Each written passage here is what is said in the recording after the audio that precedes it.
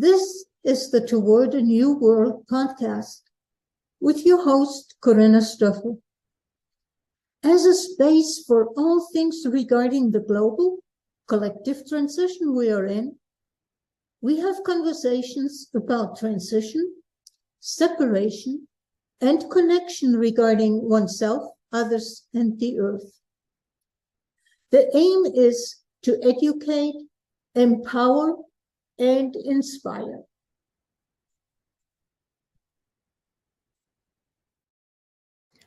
Welcome to my new podcast. It's not easy to decide what do you do for the first episode if you're a perfectionist like I am, or at least can be. So I ended up deciding, since I mentioned transition in the intro, to do this as the first theme of my new podcast. Let's talk about the process of a transition. First of all, there is the ending. And on some level, this could be a major step. We often intuitively know that something needs to change, but we're not quite clear on what is it and how am I going to change it. So on an individual level, there is no moving on in that whole process of a transition without letting go of something. On a cultural or societal level, systems are breaking up, breaking apart, and so often we use Band-Aids. Let's fix this. This is not quite working. To prop it up and overlooking the fact that it actually is signaling to us that it's time to let go of that system to come up with something different. And people tend to not like change. And I am keenly familiar with that, having worked with a lot of people in transition. And I even heard it once almost put as, when you change, you break the marriage contract that I promise, or whoever got married promised to stay the same person. Now, change is part of nature from the way I look at it. And so are we resisting nature, or are we embracing nature by going with the change? What needs to change? What is no longer working in your life? When I have the sense of something needs to change, that what is not working in my life? Where does it feel like I'm in a rut? And it's almost like there is stagnation. And on some level, the word that comes up for me right now is something is starting to rot. It's not alive anymore. So how to go about it? And it really means looking at it, defining what it is that needs to change, what it is that I am ready to let go of, and commit to letting go of. And that feels scary because I'm used to I'm doing this, and then that happens, and there is a whole process. And as a sudden, it seems like I'm stepping off the cliff. I don't know what the next step is.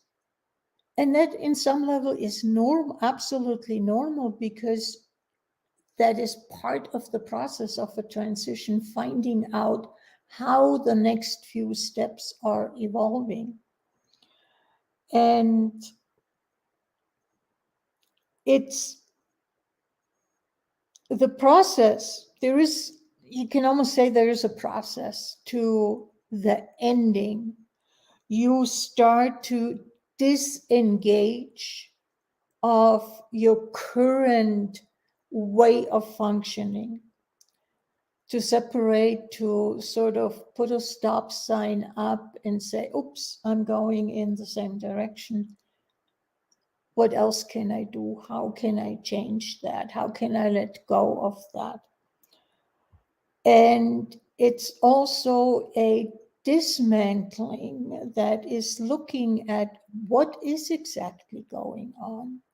What are the steps that I'm doing, and where do those steps come from, and why am I doing them? And often there is history associated with it. There are times in my life when I made certain decisions that, okay, this is how I'm going to deal with that situation. And what may have worked well 10, 15, 20 years ago is not necessarily working well anymore. So something needs to change because it doesn't honor who I have become, because I have changed as a person. And it's often not even something that we cognitively notice. We may be intuitively aware of it, but cognitively, not necessarily. And then another step is also we need to disidentify. We so identify, this is who I am. And I remember well that, for instance, some years ago, I was dealing with a physical issue, and you could not have insulted me any more than telling me that I'm a victim. I was not a victim. That was very clear to me. But at that moment, I looked at it and I was open to perceive that, wow, I am truly doing victim really well.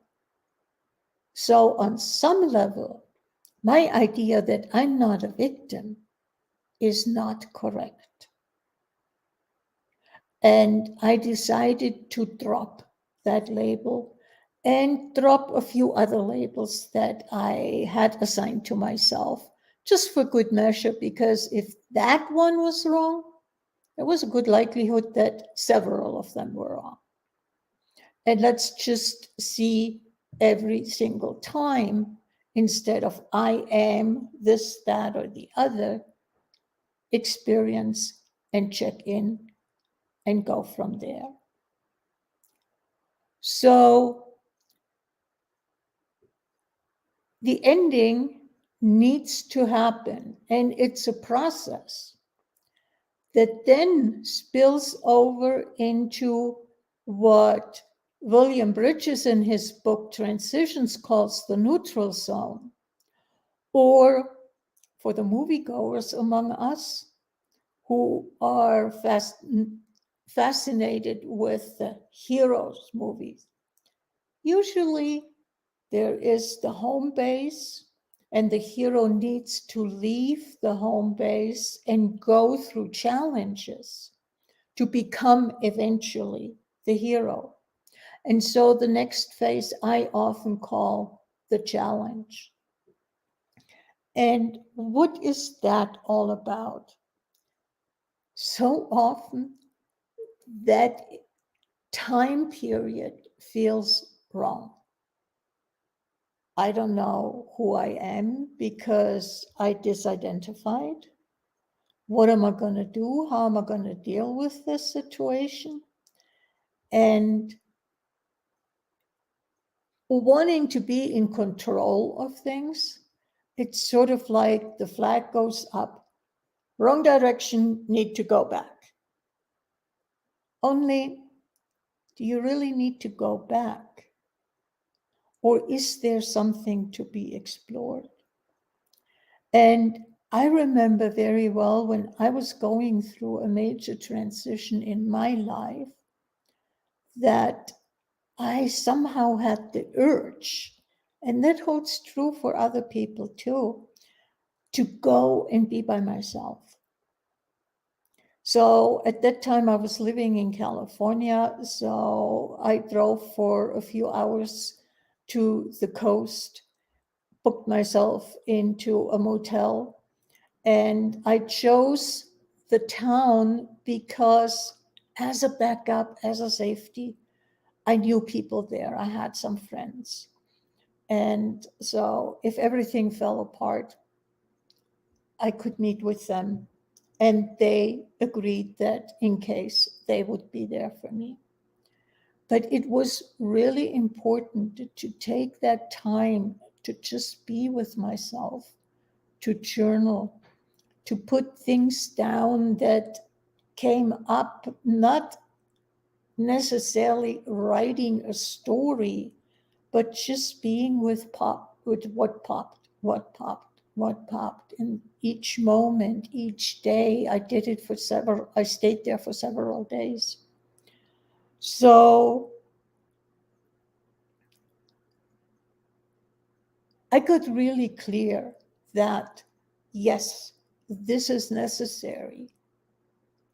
I didn't necessarily have a clear idea yet of where I wanted to go, what the transition was going to be like, how it would look like once I made it through the whole process. But I had started, and taking that time is so important. It's not a time of doing things, having an agenda. It's a time of just being present with yourself. It's a time of being. And we are called human beings, yet more correctly, we should be called human doings because we are so engaged in doing. We do not feel productive if we don't do. We're wasting time. Sitting still is not okay. Unless you're a total couch potato, and then you're wrong anyway. So being productive means doing. But being can be, if you really allow yourself, can be so incredibly productive in the long run. There is a lot going on in the moment that is not necessarily cognitively visible, but it's bubbling in here, and taking the time to allow that process within me is really important. Are we willing to be present with mystery? I mean, we are so cognitively, we're so much in our heads. And I absolutely, as a former math teacher, relate to being in my head. And yet there is more to the world than just being in your head, than just looking at things and analyzing them. There is mystery. And we allow ourselves and enjoy reading a good mystery novel, but actively being present with mystery in our life, that's a different ballgame. So I also have done rites of passages, and I have trained as a guide to support people through a rite of passage. Spending time in the wilderness, fasting, is a challenge, not just because of the spending time in the wilderness and the physical challenge of fasting, but being outdoor in nature. It's almost nature presents us with what is important in that moment. Because, as I said earlier, change is something absolutely natural for nature. And so removing ourselves from our regular place, from our schedule that we have, and that to some extent, despite being in a foreign town by myself, you still keep the schedule of having breakfast. I went to the beach. I spent time at the beach, not necessarily doing anything, just sitting there. But with fasting, that whole eating cycle that we tend to punctuate our day with is falling away. It's no longer there. So there is more openness to being present with mystery. And being present with mystery allows us to be present with experiences that can be very transformative. And it also requires a level of surrender, which again is something that seems to be counterintuitive, counterculture, because there is so much emphasis on being in control, on knowing exactly what to do and when and how, etc. Just being present and what I call following the energy of what bubbles up, what is asking to be done or to be experienced in that particular moment, and then being with that experience, integrating it, digesting it, asking questions around it. It's a different way of being in the world. And a transition, especially the neutral zone or the challenging time, really requires that. It's important. I've always have a journal. And when I go, not necessarily through an obvious transition, but I notice that something needs to shift, I start pulling out my journal and journaling and just writing down all the thoughts that pop up. And it's interesting for me to afterwards read what I wrote, read what I read, and being present with it, not having an agenda, not asking, oh, why did I write this? No, just being present with it. Having the wonderment that a child has when it's exploring something. Having curiosity and just allowing it. And as I move through that challenging period, that neutral time zone, eventually I will discover what is it that I truly desire. What is it that is up for me? that I am yearning for. And so often, if we look back on our life, this has been something that was up for us in childhood, maybe in one way because our world was so much more limited than it is when we are in our 30s, 40s, 50s, or whatever the age may be. And I have noticed that the ideas that I had, the desires that I had, are now present again, but in a more mature and therefore different way. It's sort of like I've been around the block a few times and have seen things, have experienced, and that shifts the interpretation. But how much have we followed that people told us, you're good at that? We noticed that we're good at something, so we went to college, to university, studied it, went into a profession. And yeah, after the initial excitement wears off, there is sort of like, why the heck am I doing that? It's not really fulfilling me.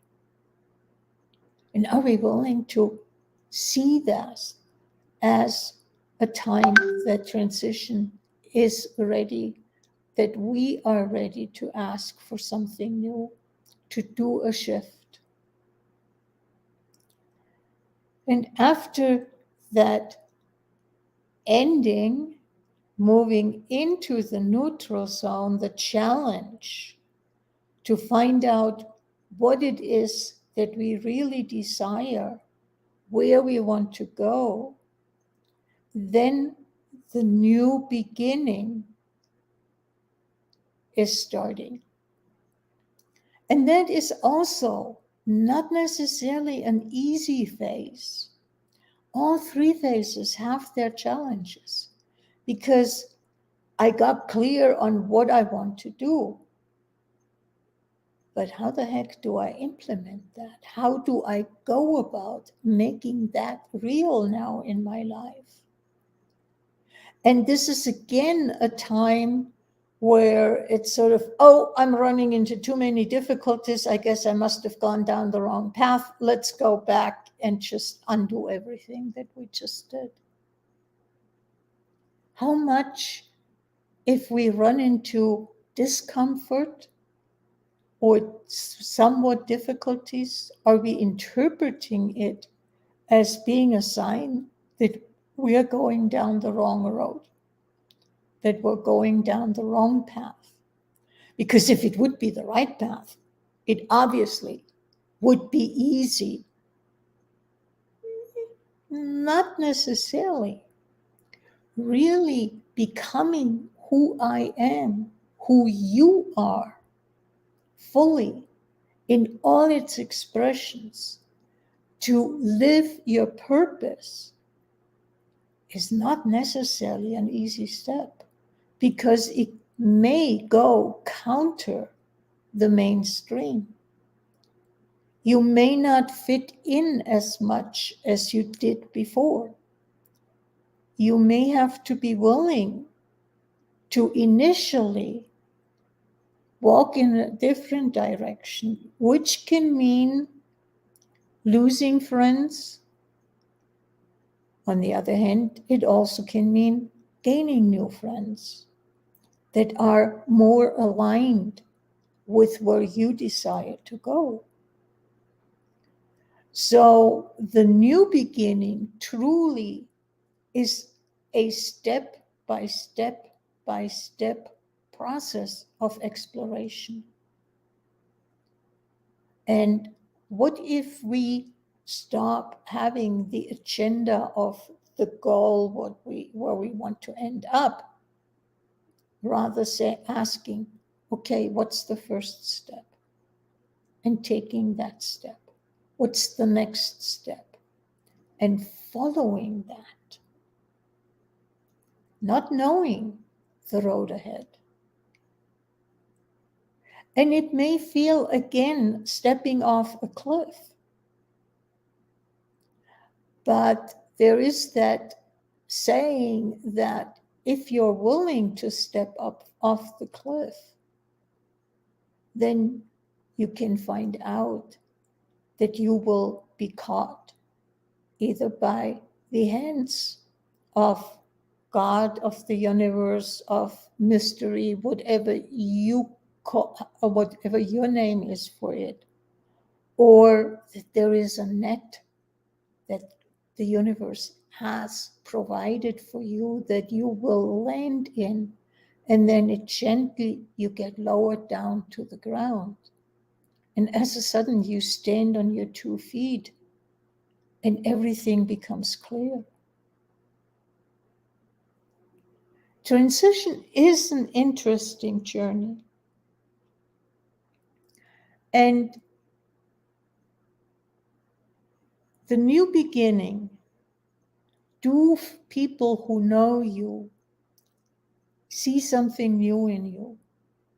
Then you're truly on a new beginning. If they don't, it could be that you are making a pseudo new beginning by coming up with a slightly different version of your old story and call it a new beginning. In a new beginning, something really changes in you. Something is truly different.